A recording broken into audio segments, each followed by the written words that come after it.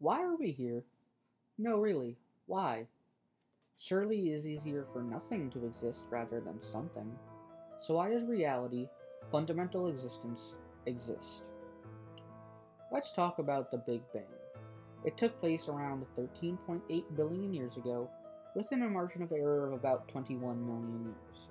How do we know it happened? There are several reasons. Our first piece of evidence is Hubble's law.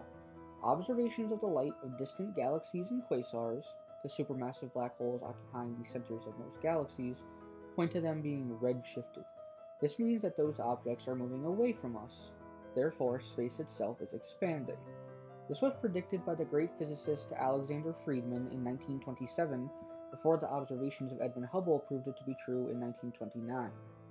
If the universe is expanding, that means it was once smaller. If you wind back the clock far enough, you get a very small, very hot, very dense, and very weird universe. Our second piece of evidence is the cosmic microwave background. It is essentially the leftover light from a moment of history in the universe known as recombination. Before recombination, which happened about 380,000 years after the Big Bang, the universe was so hot and dense, photons could not travel very far before being scooped up by an electron. This caused the universe to be opaque. At the moment of recombination, the universe was able to create electrically neutral atoms, and light could travel freely through the void. Light has been traveling to us for so long it has been redshifted to microwave wavelengths. It was discovered in 1964 by Arnold Penzias and Robert Woodrow Wilson, by mistake, and was measured to be about 3 Kelvin. This evidence is basically indisputable. It is why everyone is so confident that the Big Bang happened.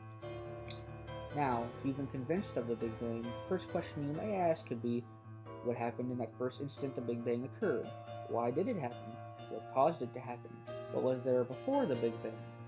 And the short, simple, and most honest answer would be that we simply don't know. At least, not yet. It could be any number of reasons. It could be that it occurred under natural laws that we have yet to understand. It could have been a random dip in entropy due to the quantum fluctuations causing a massive amount of energy to appear. Maybe the universe has always been, and it simply goes through an infinite cycle of expansion and retraction. We simply don't have the technology or data to determine that yet.